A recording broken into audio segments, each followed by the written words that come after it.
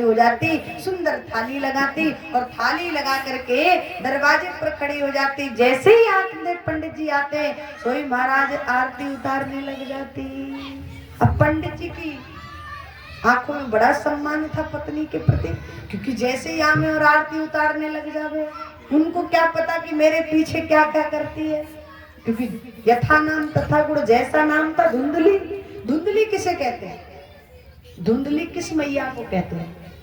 बोले धुंधली उस मैया को कहते हैं, धुंधली जिसको अपने सिवाय कुछ दिखाई, केवल जो कुछ हूँ वो मैं हूँ, मैं ही मैं हूँ। बस अपने आप को ही देख सकती है, बाकी संसार में उसे कुछ दिखाई नहीं देता। ऐसी माताओं को क्या कहते हैं?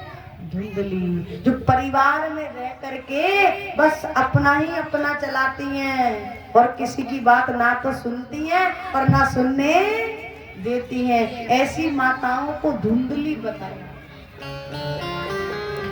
बोली सियावर रामचंद्र भगवान की, बोली राधा रानी सरकार की।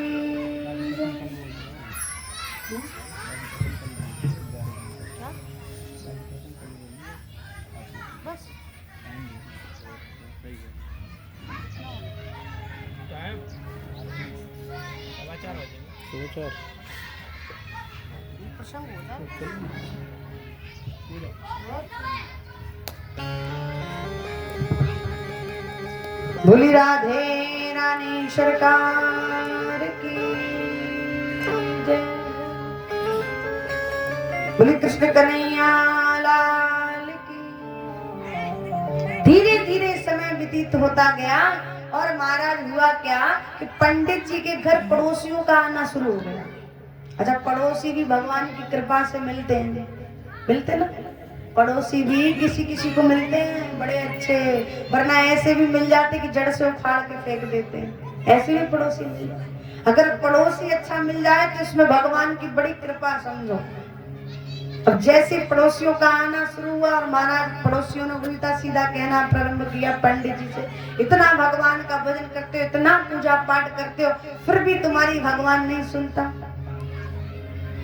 जब पंडित जी के दिमाग में बैठी बात, सो पंडित जी ने तुरंत झोला डंडा रख दिया और तुरंत जंगल में निकल गए।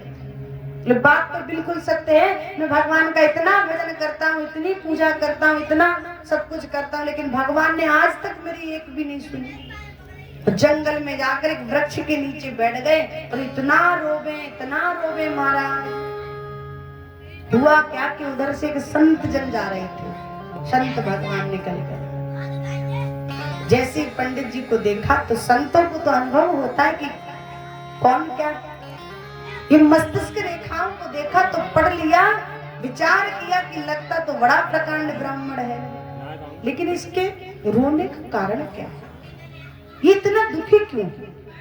पूछा ब्राह्मण देव क्या कारण है, क्यों इतने दुखी हो, क्यों रो रहे हो? प्रभु क्या बताऊं, आपको बताऊं तो तब जब आप ये कहो कि मेरे दुख का जो कारण है, उस कारण को दूर कर सको मेरे दुख को। बोले बिल्कुल करूंगा, पहले बताओ तो सही। प्रभु इतनी आयु हो गई, ना तो मेरे घर पुत्र हुआ ना पुत्री, और तो एक गाय है उसने भी ना बछड़ा दिया ना बछिया। जैसे संत भगवान ने मस्तिष्क रेखाओं को पढ़ा तो महाराज इस जन्म की तो छोड़िए, 7 जन्म तक कोई संतान सुख नहीं था।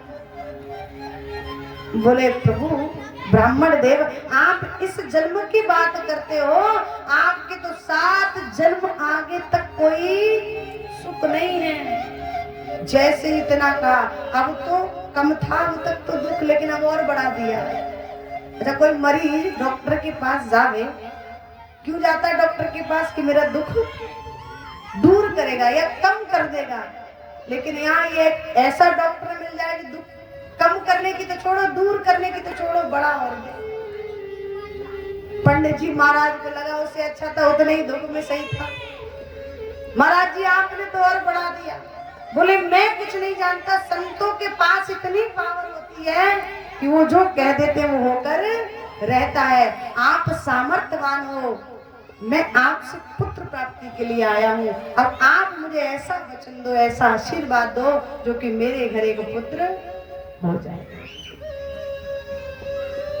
तो इतना यदि आपने ऐसा वचन नहीं दिया, ऐसा वरदान नहीं दिया, ऐसा आशीर्वाद नहीं दिया, मैं आपके चरणों में ही प्राणों को छोड़ दूंगा। संत भगवान को लगा अगर ब्राह्मण है प्राण छोड़ दिए तो पाप और लग जाएगा। तो संत भगवान बोले कि तुझे पुत्र ही तो चाहिए, एक काम कर जा और जाकर मेरे राम को अपना पुत्र बना, मेरे कृष्ण को अपना पुत्र मान। बोले नहीं नहीं प्रभु, मुझे तो सांसारिक पुत्र चाहिए। हैं? क्या चाहिए? सांसारिक पुत्र। संत भगवान मुस्कुराकर बोले सांसारिक पुत्रों के चक्कर में मत पड़ो, यहाँ कुछ पता नहीं कि सांसारिक पुत्र आपको एक गिलास जल भी देगा, कोई भरोसा नहीं। नहीं नहीं प्रभु, मुझे पुत्र प्राप्ति का वरदान चाहिए। संत भगवान ने एक फल लिया और कहा जाओ ये फल ले जाकर आप अपनी पत्नी को खिलाना, निश्चित रूप से आपके घर एक पुत्र होगा। अच्छा, पुत्र संतान नहीं होती है तो माता पिता को दुख होता है, क्योंकि संतान से क्या होता है, पुत्र से क्या होता है, नाम चलता है। कहते ना हम लोग ऐसा कि अगर पुत्र नहीं हुआ तो नाम नहीं चलेगा, क्योंकि संतान से क्या होता है, नाम चलता है। संतान से तो चलता है, लेकिन नहीं, यही तो हमारी सबसे बड़ी गलतफहमी है। संतान से नाम नहीं चलता। बोले फिर संतान से क्या चलता है? बोले संतान से तो केवल वंश चल सकता है, नाम तो जीव जैसा कर्म करता है वैसा नाम हो जाता है। और यदि संतान से नाम चलता होता तो पूज्यपाद गोस्वामी जी महाराज की कितनी संतान है बताइए। उनके कोई संतान थी? मीराबाई के कितनी संतान थी, बड़े बड़े संत हमारे यहाँ कितनी संतान थी।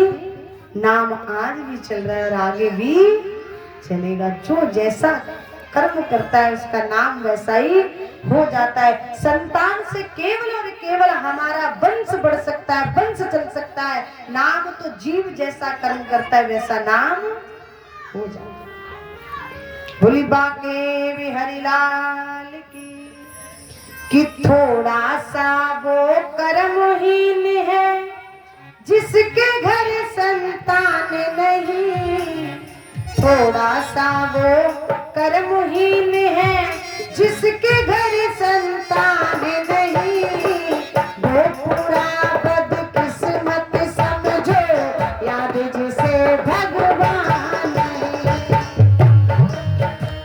बदकिस्मत समझो याद जिसे भगवान नहीं, थोड़ा सा वो कर्महीन है जिसके घर संतान नहीं, थोड़ा सा वो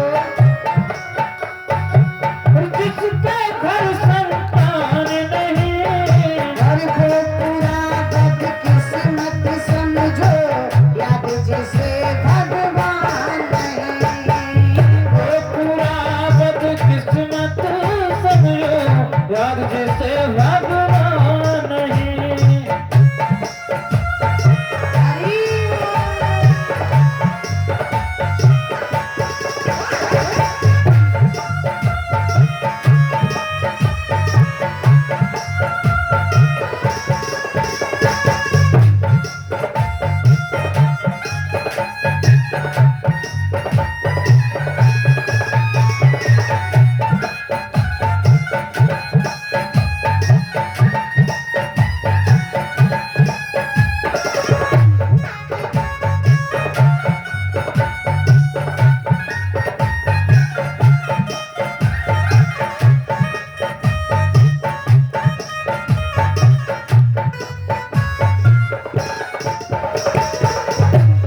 और बताया नालायक संतान से तो बेहतर है मैं औलाद रहे, नालायक संतान से तो बेहतर है मैं औलाद रहे। अगर संतान ना हो तो कुछ समय तक दुख रहता है कि संतान हुई नहीं, प्रयास तो बहुत किया। यदि होकर मर जाए हो और होकर मर जाए तब भी थोड़े लायक हुई तो थी पर चली गई। पर यदि संतान होने के बाद, पुत्र होने के बाद कुपुत्र निकला है, नालायक हो जाए तो जीवन पर्यंत माँ बाप का रोना ही रोना, घुट घुट कर जीते। कभी तो उस मोहल्ले से सूचना मिलती नाली में पड़ोला लाला है?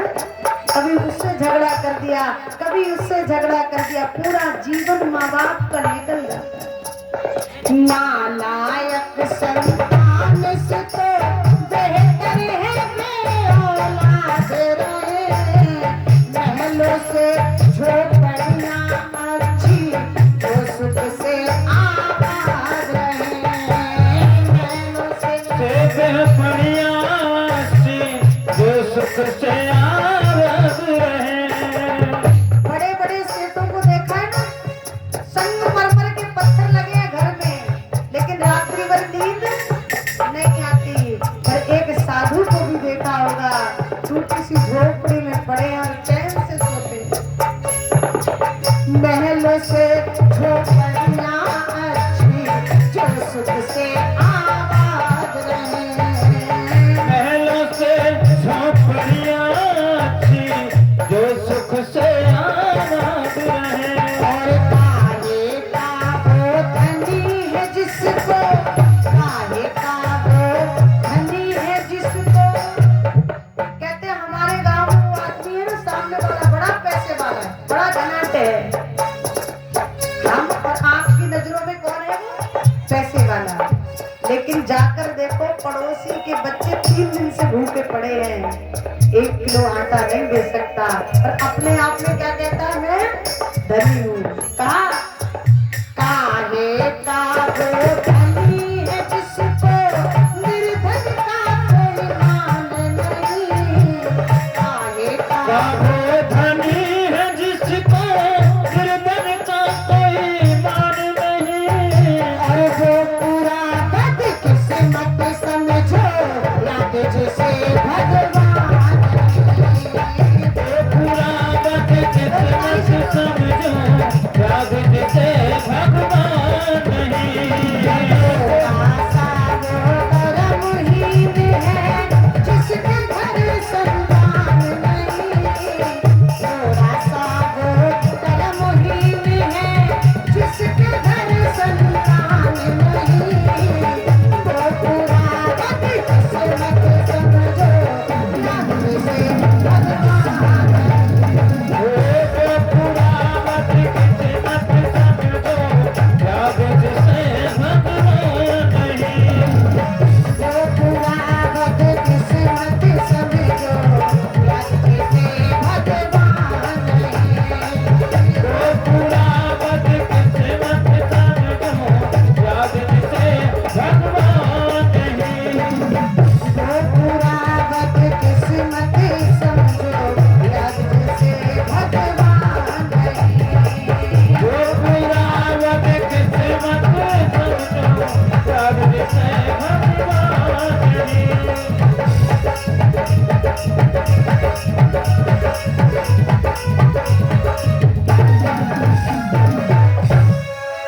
फूल बाके बिहारी लाल की जय हो। थोड़ा सा वो कर्महीन है जिसके घर संतान नहीं, पर वो पूरा बदकिस्मत समझो, याद जिसे भगवान। जब ज्यादा निवेदन किया, एक फल दिया और कहा जाकर के पत्नी को खिला देना। आत्मदेव पंडित जी इतने प्रसन्न हो गए और दौड़े दौड़े आए, आकर के आवाज लगाई, देवी ओ देवी, देखो मैं क्या लेकर आया। दौड़ करके आई, कहिए प्रभु। बोले ये जो फल है ना, ये फल आप प्रसाद मानकर भगवान का पा लीजिए। एक संत भगवान ने ये प्रसाद दिया है और उन्होंने ऐसा वचन कहा है कि निश्चित रूप से आपके घर एक पुत्र होगा। अब पति की आज्ञा टाल तो सकती नहीं, मना भी नहीं कर सकती। उस फल को बड़ा आदर पूर्वक लिया और लेकर के कई बार मन में विचार किया, यदि इस फल को पा लिया, प्रसाद मान कर ले लिया, और हो सकता है संत का वचन है सत्य हो गया। तो जब सत्य हो जाएगा तो महाराज गर्भ धारण करना पड़ेगा 9 महीने, और ये सब मेरे से तो होगा नहीं।